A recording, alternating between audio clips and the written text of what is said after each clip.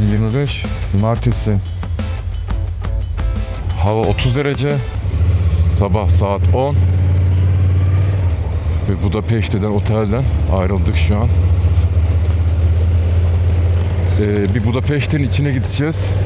Ufak bir işimiz var.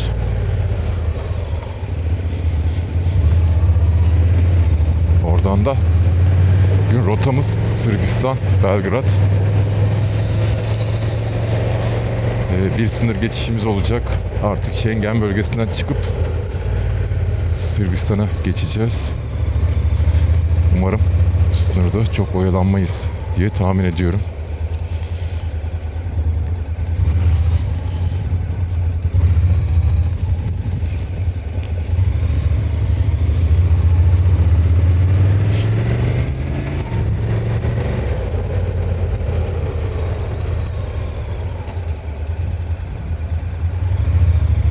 Budapeşte'yi eğer hakkıyla gezmek istiyorsanız tam 2 gün ayırın. Gerçekten gezilmeye değer bir şehir.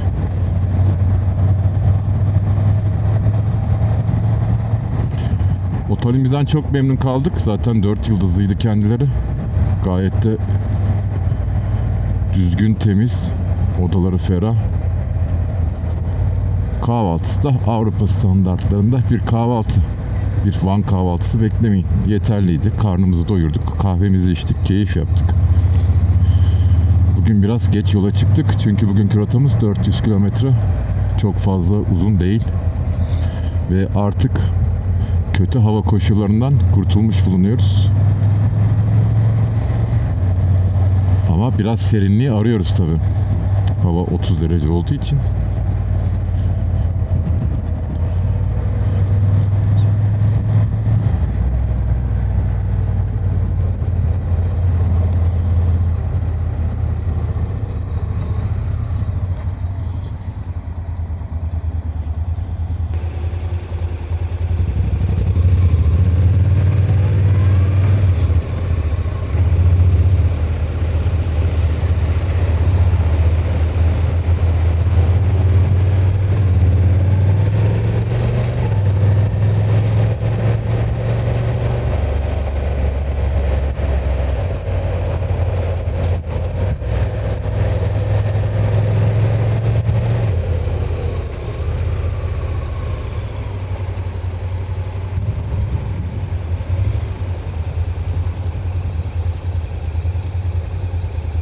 Fatih, biraz üstümüz inceldi ya, daha rahat hareket etmeye başladım böyle. Üstüm bir ferah yani. Hafiflemiş hissediyorum kendimi. Vallahi o neydi arkadaşlar, kaç kat giyindik. Sanki Ocak ayında motor sürüyorduk.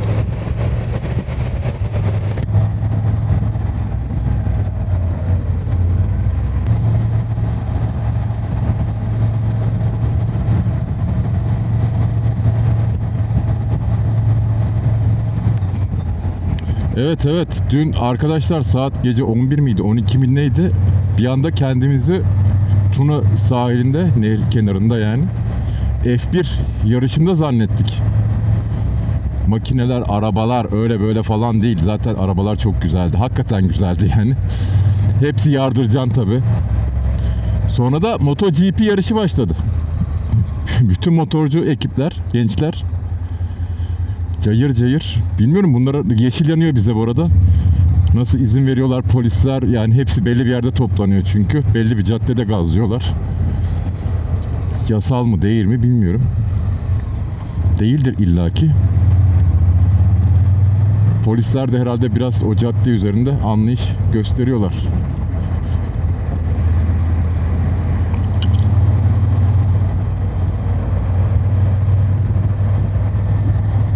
Sonra Fatih Uber taksicisine söyledi. Dedi ya burası böyle çok tehlikeli dedi. Abi burası Budapeşte dedi. Sağdan veriyor. Evet. Dedi burası Budapeşte. Olur bunlar dedi.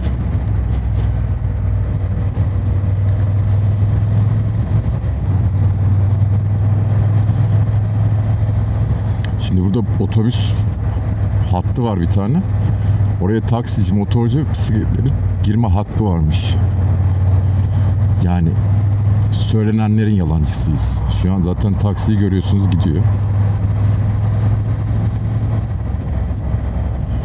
Fatih de girdi. Zaten dönecek. Düz mü gidecek o? Düz gidecek. O farklı bir rota üzerinde. Şöyle bir sıkıntı var. Google'da aynı yeri işaretliyorsunuz. İkimiz de aynı noktadayız. Aynı yere gideceğiz. İkimiz de farklı yol rotalar çizebiliyor. Dolayısıyla rotanızı hani ikisi de aynı diye böyle birbirinizden kopmayın. Hedef noktaya ulaştırır ama farklı yerlerden gidersiniz.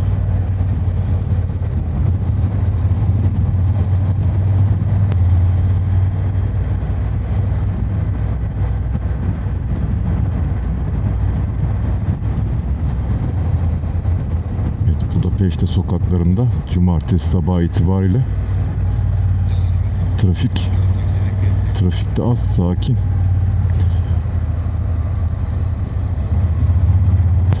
Bu yapıda, tünelde tarihte özel bir yeri var. Ama ben hatırlamıyorum. Bana anlatmışlardı.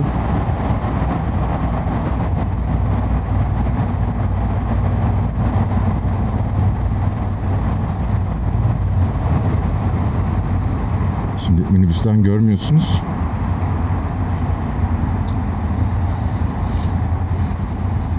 Karşımızda da tam Zincirli Köprü var. Şöyle kalkalım. Görebilecek misiniz bilmiyorum ama göremeyeceksiniz büyük ihtimalle.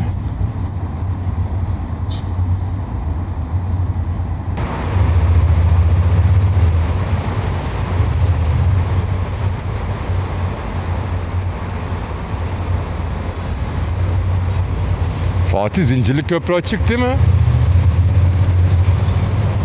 Tamam, ben seni görmüyorum şu anda. Şu önümdeki, gördüm tamam.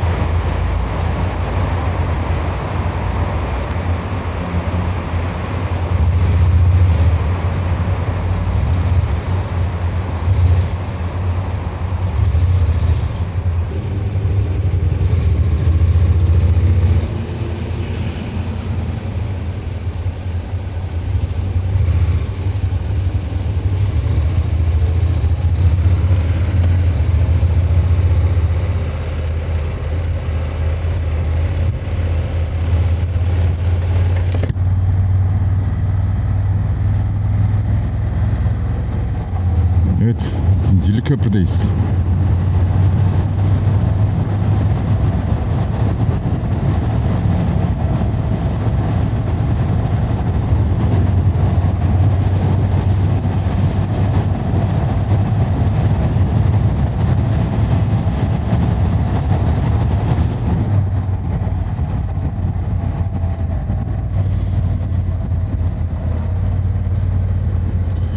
Budapeşte'ye gelip de motorumuzu Zincirli Köprü'den geçmedik demeyiz.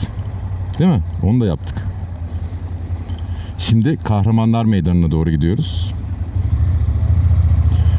Bu arada navigasyonlar hiçbir zaman için Zincirli Köprü'ye sokmuyor. Kapalı gibi gösteriyorlar ama değil. Aklınızda olsun. Gir. Gir.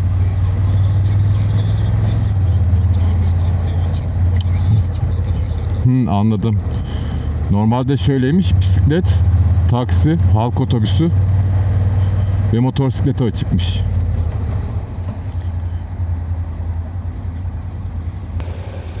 Burada hem Bolt var, hem Uber var, hem normal taksi var. Biz sürekli Uber kullandık, Bolt hiç kullanmadık. Şimdi Sırbistan'da bunların hiçbiri yok. Sırbistan'da Pink taksi var. Pink taksi kullanıyorsunuz. Bulgaristan'da da, Sofya'da Taksmi diye bir uygulamaları var. Onu kullanıyorsunuz. Oralarda Uber ve ya da Bolt gibi programlar mevcut değil.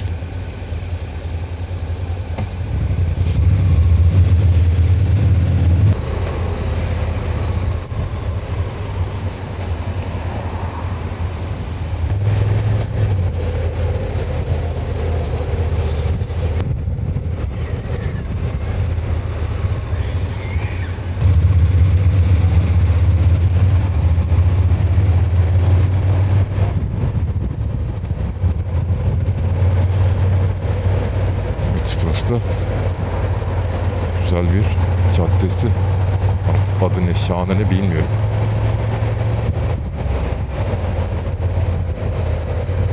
Evet, şimdi mağazalara bakınca burası herhalde işte İstanbul'un Etileri, Bebeği gibi bir yer.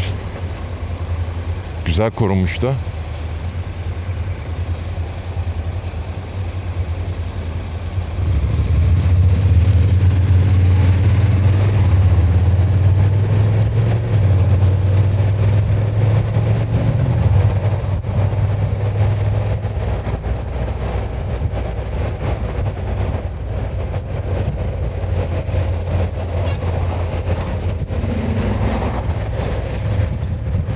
Ya aynı şey aklımdan geçiyordu. Dedim burası İstanbul değil.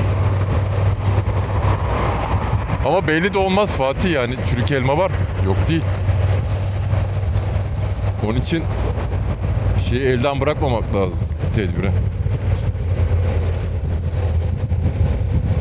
Bu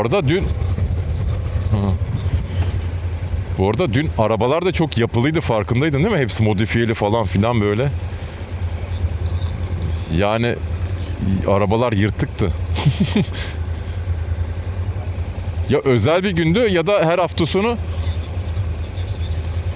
Tabii. Almanya'da o tarz araba bırakmaz yani abi. Araba şeyden belli daha yani. Hı.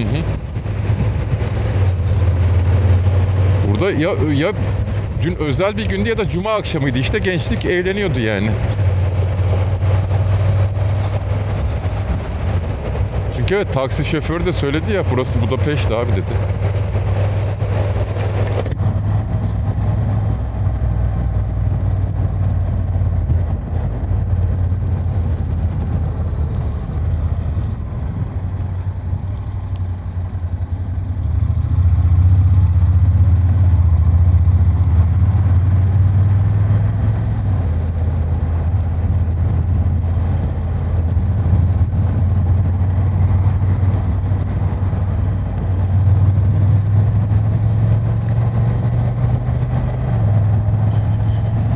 Şimdi tam karşımızda Kahramanlar Meydanı var.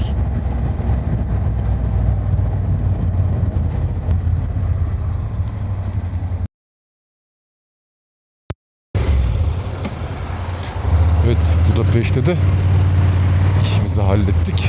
Artık Belgrad'a doğru yolcuyuz. Bu arada ciddi sıcak, gene soğuk günleri arayacak mıyız bilmiyorum.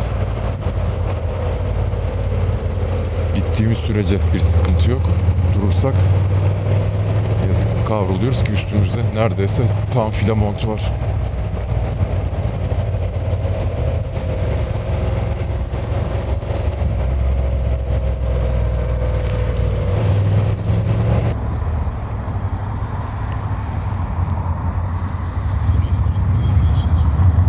Adam sakince geçiyor. Bu arada Budapeşte de ve Prag'da ciddi şekilde Tesla var. Çok fazla Tesla kullanıyorlar. Bir sürü süpercharger var. Her adım başı neredeyse.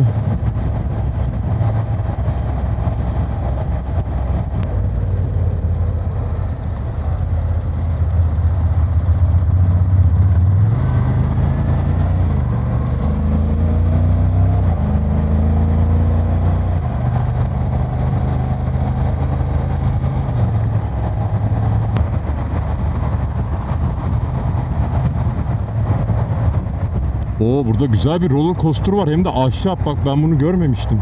Bir dahaki gelişimde listeye ekleyeyim ben bunu.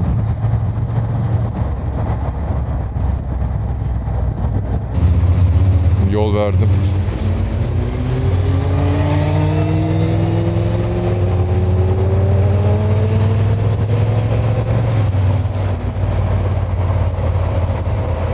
Bunlar evet böyle hepsi, çoğu abartı egzozlu falan. Hepsinde Akropovic var ya da egzoz yok.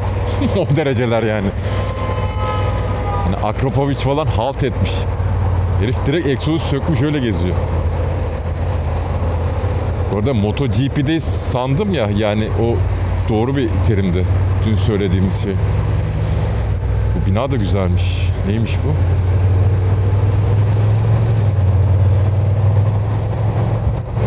da anlamadık. Çukura da gireceğiz buna bakarken.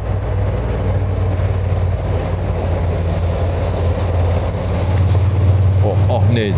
Ah, ah.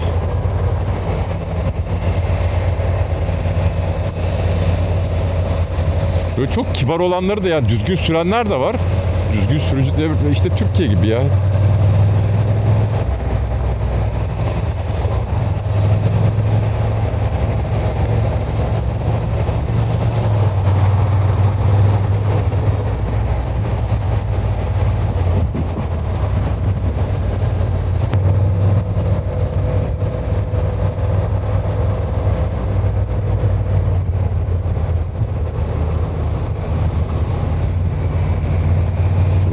Otogarı, otobüs terminali. Bu arada şöyle bir şey yapabilirsiniz.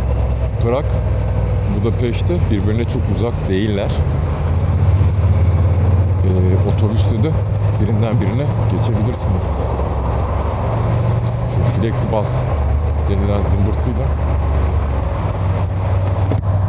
Yani uygun bilgi bulduğunuz herhangi birine Prag ya da Budapeşte'ye uçup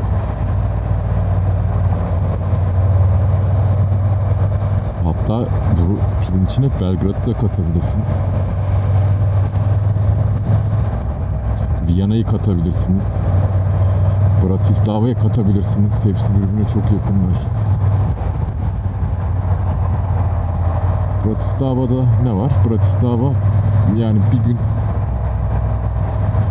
gün fazla bile ya Bratislava için. Yani işte gidip birkaç saat gezip çok ufak bir yer çünkü. Ama derseniz ki ben işte akşam oturacağım, keyif yapacağım, yemek yiyeceğim. Orasını bilemem.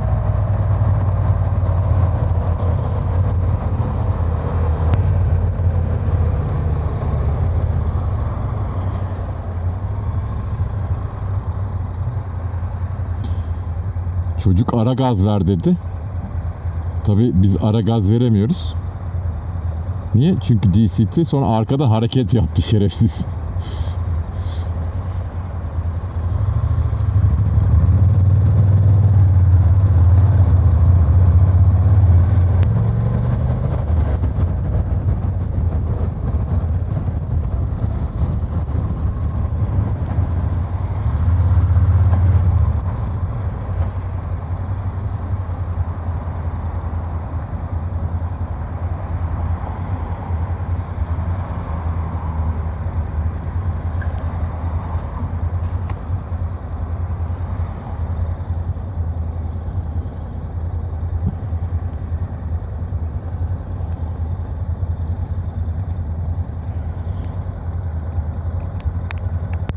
Bu Edge Pro aynı zamanda çalışırken şarj da olabiliyor. Hatta içinde pil olmadan da çalıştırabiliyorsunuz direkt elektrikle. O güzel bir özellik. Dolayısıyla işte buradan bağladığınızda pil derdiniz pek olmuyor.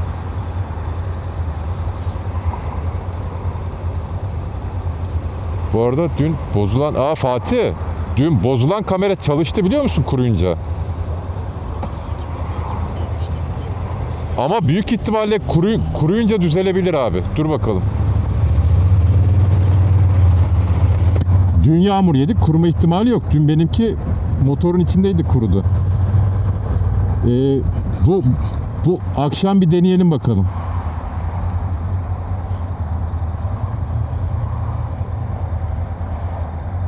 Ha, burası Ibis'miş ya. Otel sağ taraf. Ibis. Budapest Stadyum. Arkadaşlar Budapeşte şu ana kadar gezdiğimiz en pahalı şehir. Yani yemek konusu pahalı, otel konusu pahalı, ulaşım pahalı. Dolayısıyla buradaki planlamanızı iyi yapın. Özellikle yemek konusu ciddi pahalı. Yani böyle Old City içinde değil de daha dışarıda yerler. Çözümler daha mantıklı olacaktır. Kendinizi buralarda o fiyatlarla öptürmeyin. Yazık.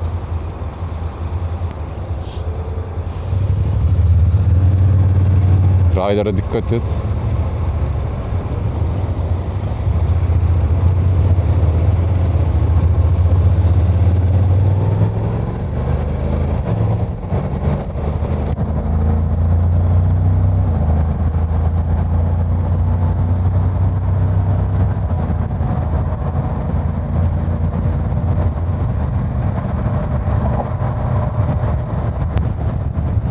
Budapeşte'nin içinden çıktık. M5 otobanındayız şu an. Sırbistan'a doğru gidiyoruz artık. Ne kadar yolumuz varmış? 400 kilometreye yakın bir yolumuz var. Bir sınır geçişi yapacağız. Orada da eğer izin verirlerse detay yaparız. Büyük ihtimalle şimdi Schengen bölgesinden çıkarken özellikle Macaristan'dan bir vinyet kontrolünden geçeceğiz. Bakalım, orada herhangi bir problemimiz çıkmayacak. Biz online almıştık, söylemiştik.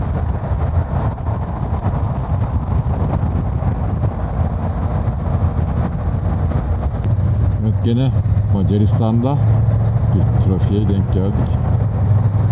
Şu an akıyor trafik.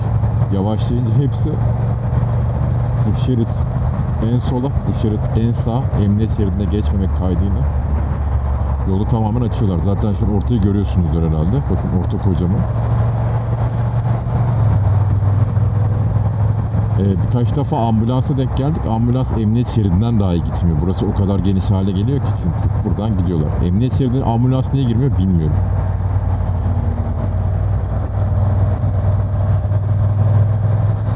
Ya da emniyet şeridi kullanımı daha farklı mı?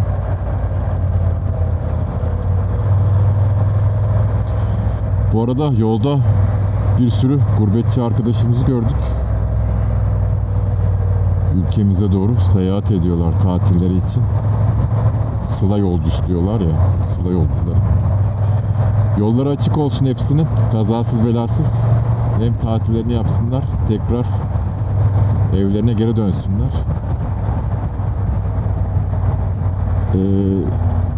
Birçoğunun arabasının motoru çok kuvvetli. Biraz fazla hızlı ve dikkatsizce sürüyorlar. Artık yorgunluktan diyoruz herhalde.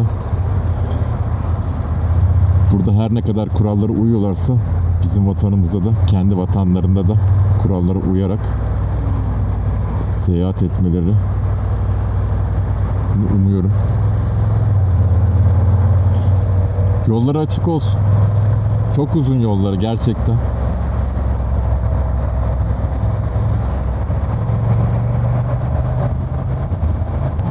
Biz Röşke kapısıydı galiba. Yanlış hatırlamıyorsam öyle mi telaffuz ediliyor emin de değilim. O kapıdan Sırbistan'a giriş yapacağız. Macaristan'dan çıkacağız. O kapıda motorculara özel bir şey tanınıyor mu? Sırada kalacak mıyız, kalmayacak mıyız bilmiyorum. Çünkü hava sıcak. Bu ekipmanla çok fazla durmak istemem açıkçası. Bakıp orada hareket edeceğiz duruma göre.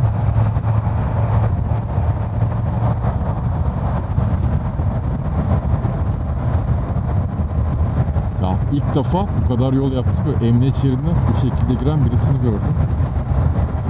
Amacı Fatih'e yol vermek mi yoksa başka bir şey mi bilmiyorum.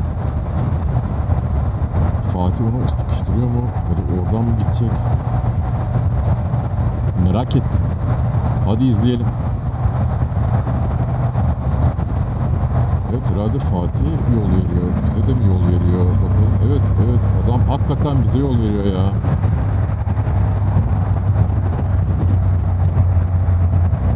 Bak, teşekkür etti. İnanılır gibi değil. Fatih geçebilsin, durmasın diye adam emniyet şeridine doğru taştı. Fatih geçtikten sonra ben sol sinyal verdim. O da şeridine girdi ben bu sol şeride geçince. Güzel hareketler değil mi?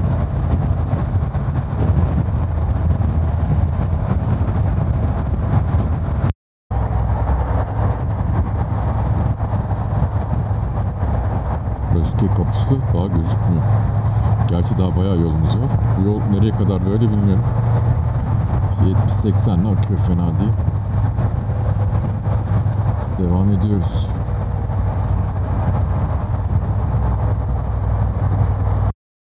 Şimdi bir benzin alalım. Çünkü buradaki otobanda çok sık benzin istasyonu yok. Bir sonraki ne kadar sonra bilmiyoruz. Dolayısıyla riske girmemek amacıyla depoları dolduralım. NC'nin deposuna çok fazla güvenemiyorum bu konuda. Ya yap şunu adam gibi 20-25 litre işte. Yani arkaya sığdırılsın bir şekilde. Niye sığmıyor?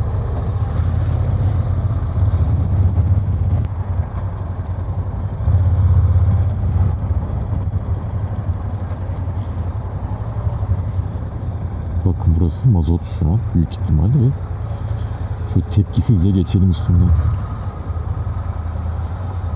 Hadi bakalım bir yakıt alalım. Biraz dinlenelim. Sonra görüşürüz. Evet, biraz mola verdik. Depoları da doldurduk. Devam ediyoruz. Hava oldukça sıcak. Bu arada otoban çok kalabalık. Ciddi şekilde yoğun gözüküyor sınır. Aradan nasıl geçeceğiz bilmiyorum. Bir çözüm bulacağız herhalde. Buralarda açarım şimdi. Buralarda beni ne duyabiliyorsunuz ne de izlenecek bir şey var zaten. Çok fazla motorcu var bu arada bu rotayı kullanan. Buradan Romanya'ya gidip ya Bulgaristan, şöyle Sırbistan, Bulgaristan ve Romanya'ya geçiyorlarmış.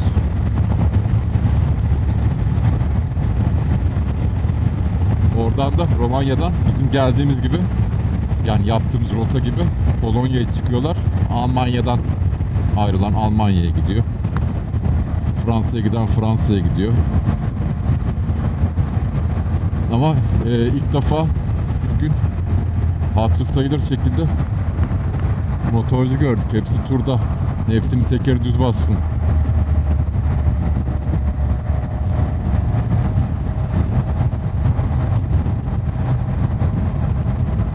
Bugün rüzgar var. Rüzgara tepki vermiyorum çünkü yoksa çok rahat süremeyeceğiz.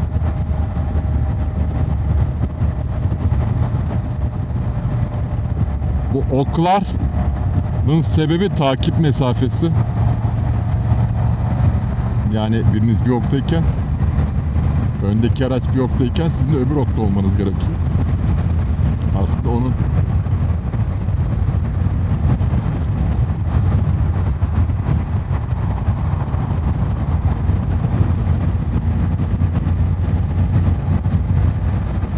ara ara böyle yollarda belli mesafelerde yapmışlar ki göz alışsın diye, aslında iyi bir şey. Çoğu rotada vardı. Çünkü dalıp artık otobanda yakın takibe geçiyorsunuz.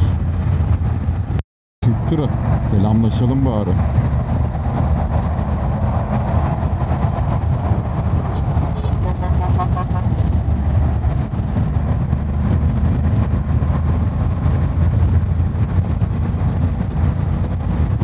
Evet, Macaristan'dan çıkıyoruz.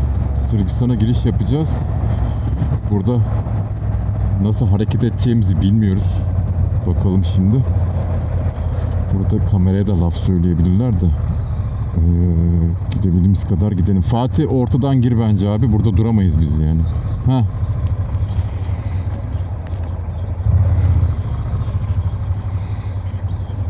Tamam, benim sırada bu güneşte biz duramayız abi. Şimdi aradan geç, böyle yapacak bir şey yok yani.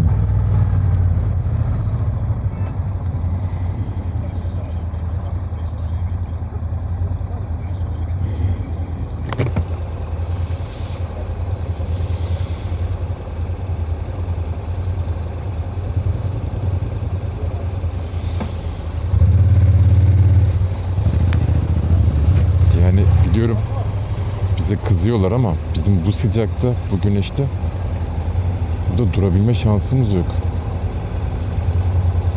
Yani evet, bize izin verdi. Biz ne tarafa doğru gideceğimizi de bilmiyoruz.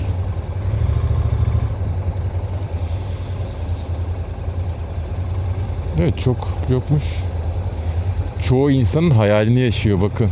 Önde M5, arkadaki makineleri de görüyorsunuz zaten. Nasıl? Evet, şimdi pasaportumuzu çıkaralım. Hatta eldivenin tekini çıkaralım.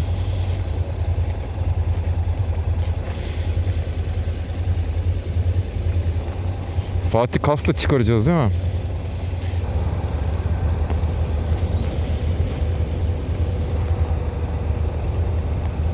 Ben kaskı çıkarıyorum. Çünkü eldiveni de çıkaralım.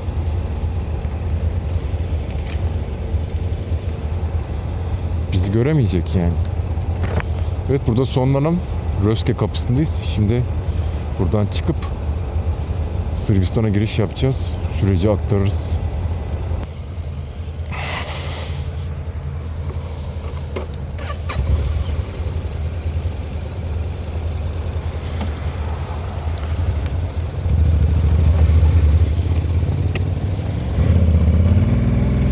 Evet. Sırbistan'dayız. Biraz uzun sürdü. 1 saat gibi bir sürede geçebildik. Güneşin altında kaldık maalesef. Eğer araba olsaydık herhalde geçiş süremiz 3 saat falan olacaktı yani. Gene iyi geçtik diyelim. Çok terledik, ilk mola yerinde durmak istiyoruz. 500 metre sonra bir benzinci varmış. Keşke giyinmeseydik, tekrar giyindik, tekrar soyunacağız. Neyse. Güvenlik her şeyden önce geliyor. Girelim. Biraz dinlenelim. Sonra teker döndürürüz. Macaristan'dan çıkarken bir şeye bakmıyorlar. İlginç şekilde yeşil sigorta istedi. Niye olduğunu bilmiyorum. Herhalde kontrol amaçlı istedi. Vinyet kontrolü yapıyorlar plakadan. Ceza kontrolü yapıyorlar. Herhangi bir sıkıntı olmadan biz zaten geçtik gittik. Neyse, sonra devam edelim.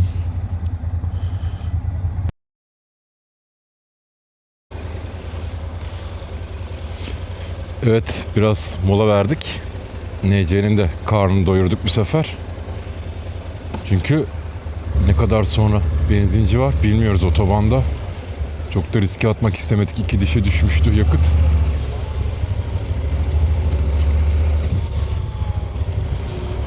Her taraf gurbetçi dolu. Tam onların sezonuna denk geldik. Fakat enteresan şekilde hepsi birer buzdolabı. Burada herhalde böyleler, bilmiyorum. Selam dahi vermediler yani. Selam dahi değil mi? Merhaba bile demiyorlar ki. Merhaba diyoruz, selam veriyoruz, onları bile almıyorlar. Enteresanlar.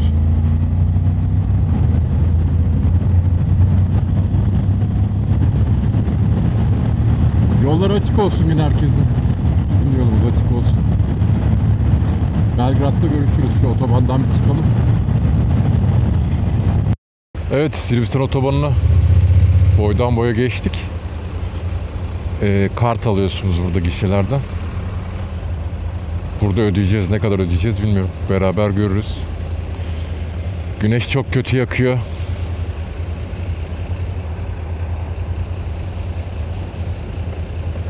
Bu arkadaşların hepsi, bu gördüklerinizin hepsi gurbetçi, sıla yolundalar. Ama işin ilginç tarafıdır ki bu arkadaşların hiçbiri ne selam veriyor ne de selam alıyor. Selam vermeyi bırakın. Biz selam verdiğimiz halde selam da almıyorlar. Üzüldüm. Gerçekten üzüldüm. Çok enteresan. Çok enteresan geldi bana bu konu. Bu arada bütün tır şoförleri sağ olsunlar. Hepsi selam veriyor, selam alıyor. Çayını, kahvesini paylaşıyor. Menemen yapayım, beraber yiyelim diyor. Aşını paylaşıyor. Onlar gerçekten canlar. Ama bu şey için üzülmüştüm gerçekten. Gerçekten üzüldüm ya. Böyle olmamalıyız biz. Böyle bir millet değiliz biz. Ya kendi aralarında da konuşuyorlar. Bir tuhaflar yani.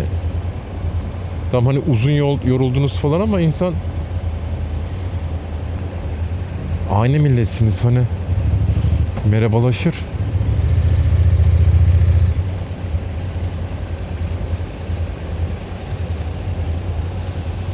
Eldivenin tekini çıkardım da kartla ödeyebilmek için. Şuradan çözebilirsek motosiklet Galiba 4 euro vereceğiz.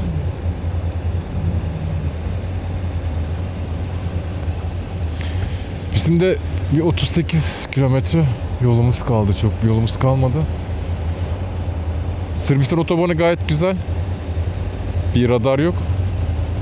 Yani radar kontrolüne denk gelmedik. Genelde herkes hız sınırlarına uyuyor. Herkes dediğim zaten sadece gurbetçi var yani. Bir de biz vardık. Tek tük böyle Sırp plaka falan var.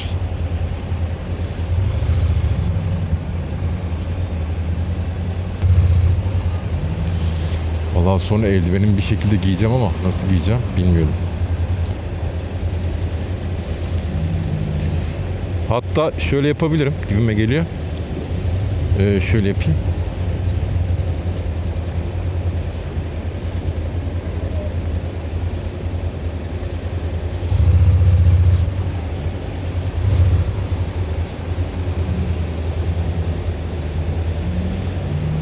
Daha mantıklı oldu. Şuradan da kartı atarız.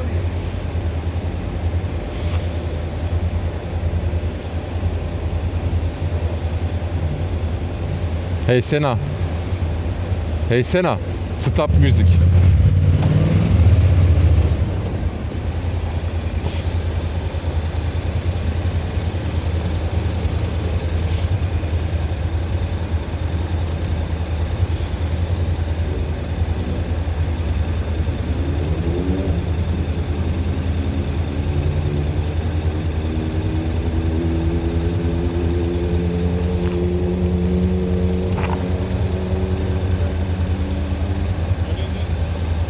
No tamam thank you. 4 euro arkadaşlar. 420 dinar. Bir Sırp dinarı 0.40 TL.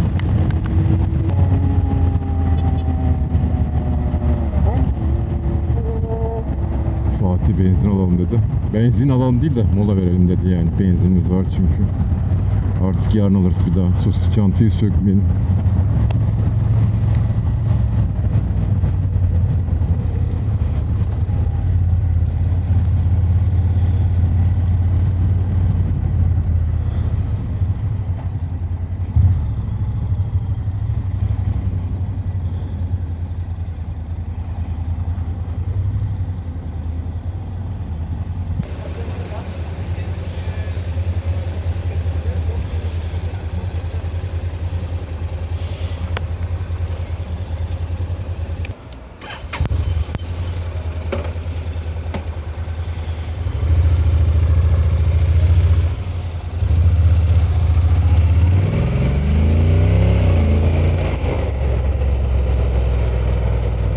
Evet, biraz dinlendik.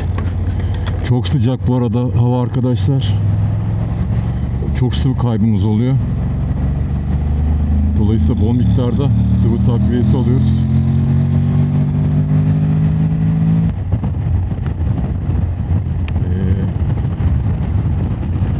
Bu turda görmediğimiz bir hava durumu kalmadı.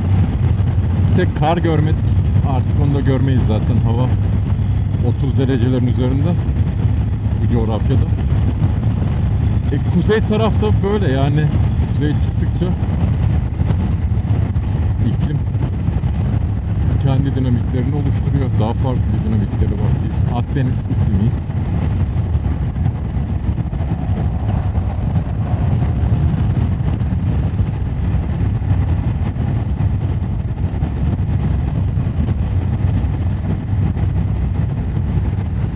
Belgrad'a gelmemizle beraber evimize artık yani İstanbul'a, Türkiye'ye 1000 kilometremiz kaldı.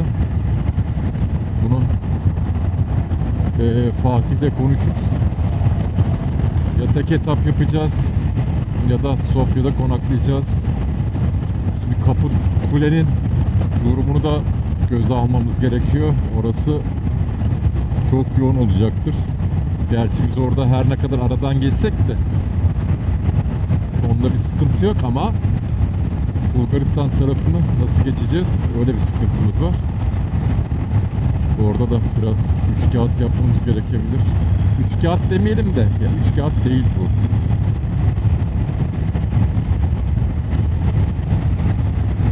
Kendi haklarımızı savunacağız diyelim. Belgrad'a kaçıncı kez geliyorum bilmiyorum. Artık bizim ikinci memleket gibi bir şey oldu Belgrad. Tabii konumu dolayısıyla bir ara durak ya da dinlenme gibi yeri oluyor.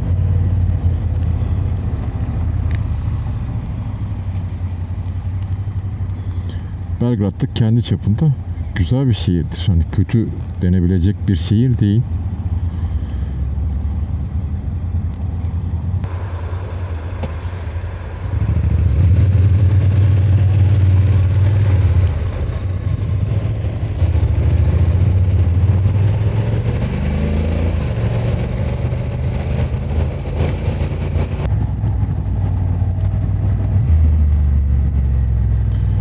Burada motorlara diskili de artı zincir takmayı düşünüyoruz.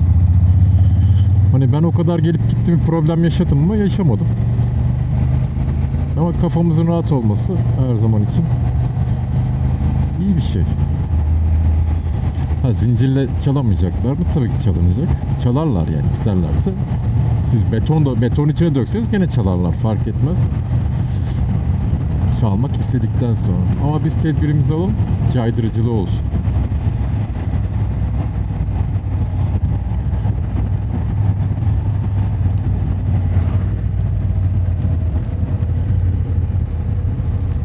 Böyle çok motor çalınma haberi bu arada duyuyorum yurt dışında, gruplarda falan. En son Dedeağaç'ta scooter çalınmış bir tane. Türk plaka. Honda Forza'ydı galiba, yanlış hatırlamıyorsam. Ya yazık yani. Gerçekten yazık. Hem insanın orada şimdi evrak sıkıntısı da oluyor çalındığında, öyle çalındı hadi ben eve dönüyorum, Türkiye'ye dönüyorum, olmuyor o iş. Hem orada ayrı eziyeti var, hem Türkiye'de ayrı eziyeti var o işin. Orada kırmızı mı yanıyormuş, kime yanıyor? Yok, yanmıyormuş ya. Dolayısıyla yani yurt dışına çıktığınızda motorla çok şehir içine inmeyin arkadaşlar. Güvenli bir oteliniz olsun, bir otopark olsun. Biraz şehir dışında, işte benim mantığım her zaman öyle. Biraz şehir dışında güvenli otoparklı bir otel bulun. Şehir dışında bulacağınız otel daha hem uygun fiyatlı hem daha düzgün olacaktır. O aradaki farkı da işte Uber'e verin yani. Şehir içine de arabanızla ya da motosikletle inmeyin. Çünkü huyunu suyunu bilmiyorsunuz.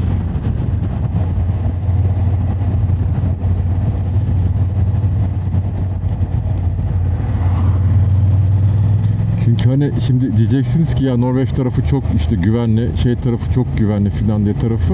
Ya evet, tabii ki güvenli. Yani orada cüzdanı da millet üstüne bırakıyor. Ya biz cüzdanı bıraktık diye bir sürü video paylaşıyorlar. Ya ama şimdi oralar da göç aldı arkadaşlar. Artık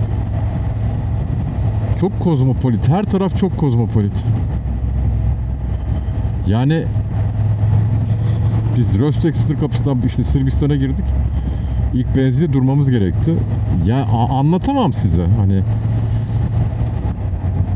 tamam, bir sürü Türk var işte, gurbetçi. Ya onların dışında Afganı var, Romen var, işte Bulgarı var. Yani var da var, hani bu sonu yok ki bunun.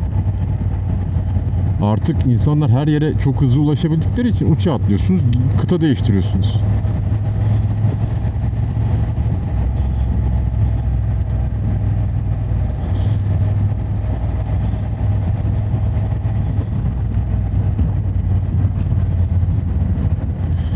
Ya kaldığımız oteller hakkında bilgi verdim. Bunları da vereceğim. Bir tek Almanya'ya vermedim. Kasıtlı olarak, çünkü mutsuz bir deneyim yaşattı bana. Burası çok meyilliymiş bu arada. Mutsuz bir deneyim yaşattı. Onun için oranın detaylarına girmedim. Ya kötü müydü? Değildi. Otoparkın olması iyiydi. Ama giriş deneyimi kötü oldu. Yani giriş deneyimi hem kötü oldu, hem de yaklaştıkları tavır kötü oldu. İşletmecinin sahibine. Yoksa temizlik konusunda olsun, hani şey konusu olsun, güvenlik konusu olsun gayet düzgündü.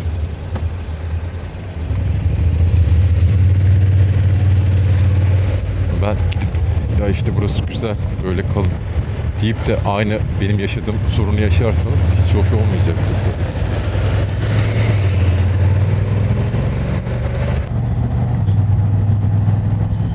Sırbistan'ın yolları bozuk bu arada arkadaşlar. Otoban fena değil. Ama Sırbistan bozuk. Size şöyle Tuna'yı izletelim. Bizim otelimiz Tuna ile Sava'nın birleştiği yerin ters kıyısında kalıyor. Burada Uber yok. Diğer taksiler de çok pahalı. Burada Peak Taksi diye bir uygulama var. Hemen indirip takır takır abone olduktan sonra eşinizi Uber gibi çok ucuza hallediyorsunuz. Hatta Uber'den çok daha ucuz.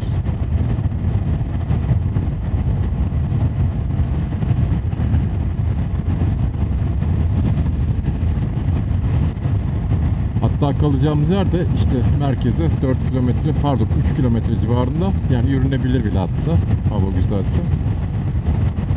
Ama şu arkadaş yürümüyor.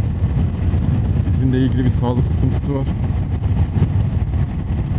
Onun için çok fazla yürüyemiyor. Normalde ben motor sürdüğüm günlerin akşamı bol bol yürümek istiyorum. Çok hareketsiz kalıyoruz çünkü.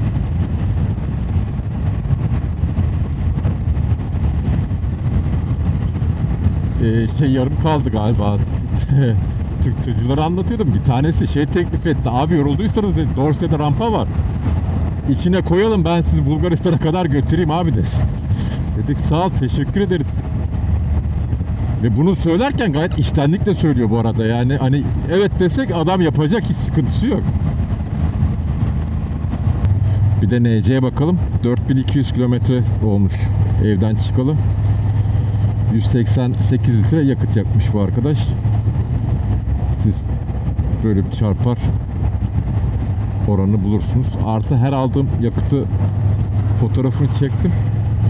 Onlara da bir bakalım bununla ne kadar fark olacak diye bakarız. Son bölüme onu da ekleriz.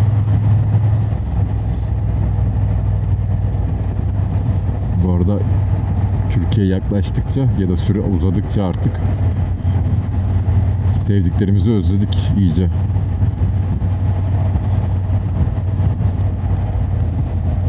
Hanımı bindirebilsek daha güzel turlar da yaparız ama hanımı bindiremiyoruz. Onu arabayla götürüp getiriyoruz. Yapacak bir şey yok. Başımızın tacı.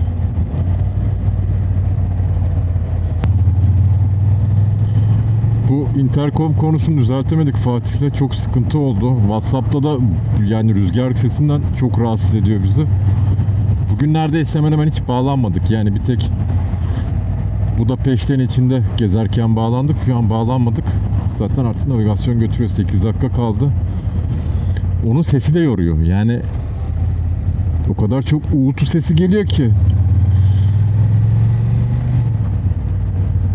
Tabii interkomların bir özelliği de işte o uğultu rüzgar sesini kesmesi, filtrelemez.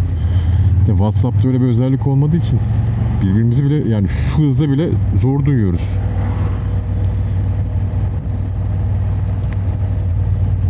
Ama Sena gibi profesyonel bir markanın yağmurda su alıp bozulması çok sıkıntı.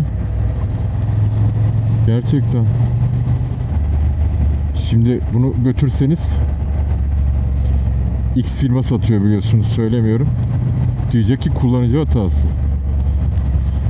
Şimdi ne yaptık diyeceksiniz, yani biz bunu alıp böyle denize mi girdik? Kask bu ya, hani su illaki olacak bunun çevresinde. Onun için Türkiye'de garanti işleri biraz fasafiso. Şu yan çantaları almıştım bir arkadaştan. Kendi dikiyor, Instagram'da sayfası var. Ya açıkça sordum, su alır mı, hani içine ona göre bir şeyler koyayım falan filan. Abi alabilir dedi. Yani dürüstçe söyledi. Nitekim de nemlenmiş içleri, hani çok mu almış değil ama biz anormal bir yağmurda kaldık gerçekten. Hani bizi böyle aldılar, soktular suyun içine, çıkardılar. O durumca bir yağmurda kaldık biz. Hani benim onlarda da zaten bozulacak edecek herhangi bir şeyim yok. Onun için öyle bir derdim yok. Alır sağ olsun işte, açıyorum kuruyor falan. Kime ne güveneceksiniz ki yani? Şeyi söyledim mi bilmiyorum, anlattım mı? Hasanpaşa'da orada Hasanpaşa'da benim iş yerim. Hatırı sayılır bir firmadan zincir yağı aldım. Sahte çıktı arkadaşlar. Şu an onu kullanıyorum. Sahte bildiğiniz, böyle sıkıyorsunuz. İçinden su akıyor.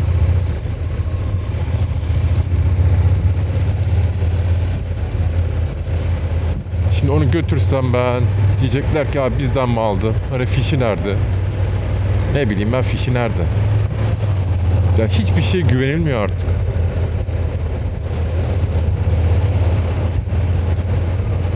Bir arkadaşım Selanik'e gidip motor yağı falan artık alıyor ya. Ya çünkü adamın arabasını sahte bujiden piston deldi. Daha arabası 16.000 kilometrede ve bu iş yetkili serviste oldu. Hala mahkemelikler. Ya kime neye güveneceksiniz yani, bilmiyorum.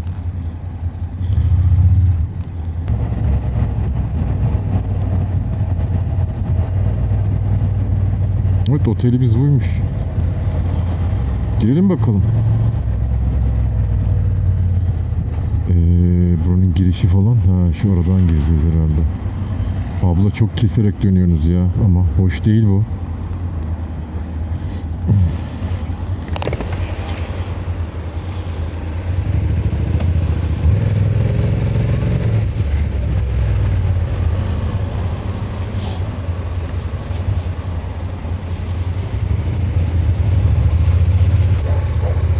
Ne oldu? Ne oldu?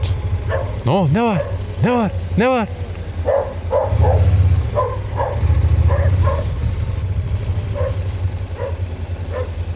Otele geldik. Bir yerleşelim, bakarız. Evet, otelimiz bu. Otel Elegans, Belgrad'da. Burada motorları bu şekilde bağladık. İlk defa bu şekilde bağlıyoruz şu an yurt dışında. Burada bu şekilde zincirleri var. Biz bir şey olacağını tahmin etmiyoruz burada ama yine de her ihtimale karşı Sırbistan'da biraz daha güvenli olmak, tarafta kalmak daha mantıklı. Çoğu Budapeşte'de, Prag'da disk kilidi bile takmadık. Otelimizi gösterelim size.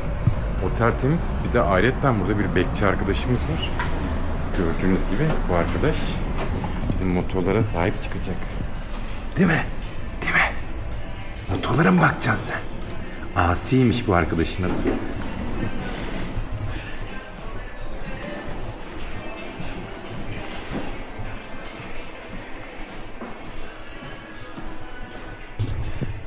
Otel bu arada temiz. Yani gelip kalınabilir. 3. kattayız.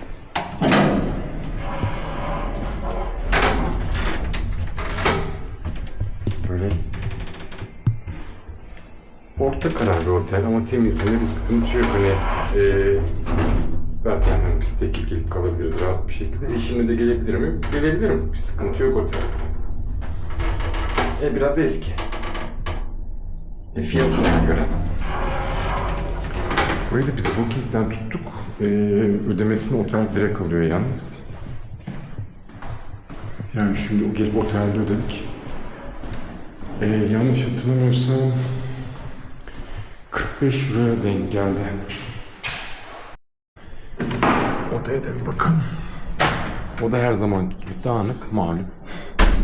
Kusura bakmayın. Böyle bir banyosu var. Banyo temiz, bir sıkıntı yok. Burada bir portmantosu var. Burada işte eşyalar, böyle bir yer. Pis mi? Değil. Gayet temiz bu arada. Herhangi bir sıkıntısı yok. Yani dediğim gibi eşimle de kalabilirim ben burada.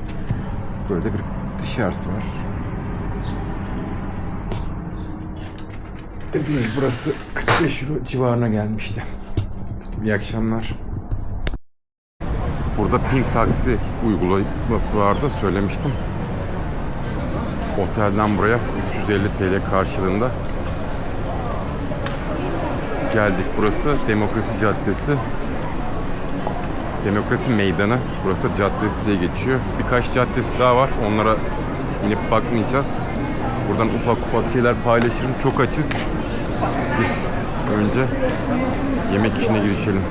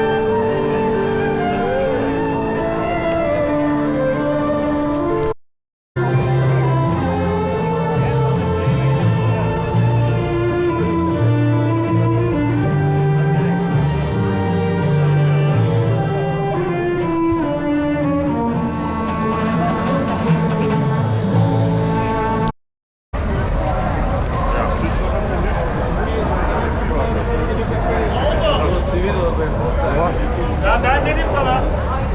Bu taraf.